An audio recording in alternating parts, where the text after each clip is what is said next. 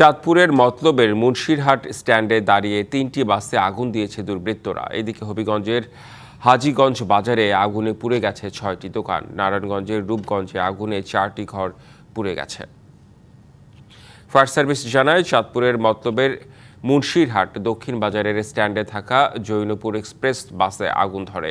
মুহূর্তেই তা চারপাশে ছড়িয়ে পড়ে। এতে আরও 2টি বাসে আগুন ধরে যায়। ফায়ার সার্ভিসের 2টি ইউনিট ঘটনাস্থলে এসে আধা ঘন্টা চেষ্টায় আগুন নিয়ন্ত্রণে আনে। পূর্বশত্রুতার জেরে আগুন দেওয়া হয়েছে বলে ধারণা করছে স্ট্যান্ডে থাকা শ্রমিক ও কর্মচারীরা।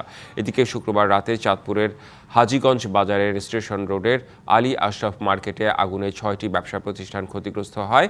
এছাড়াও 3টি দোকান বেশি ও 3টি দোকান আংশিক ক্ষতিগ্রস্ত হয়েছে। এতে প্রায় অর্ধ কোটি টাকার ক্ষতি হয়েছে। এছাড়া নারায়ণগঞ্জের রূপগঞ্জে আগুনে 4টি বাড়ি পুড়ে গেছে। এতে ঘরে থাকা প্রায় 6 লাখ টাকার মালামাল ক্ষতিগ্রস্ত হয়। শুক্রবার রাত 7টার দিকের এ আগুন ফায়ার সার্ভিসের 2টি ইউনিট প্রায় 1 ঘন্টার চেষ্টায় নিয়ন্ত্রণে আনে। এতে প্রায় 6 লাখ টাকার মালামাল পুড়ে যায়। বৈদ্যুতিক শর্ট সার্কিট থেকে আগুনের শুরু বলে ধারণা করা হচ্ছে।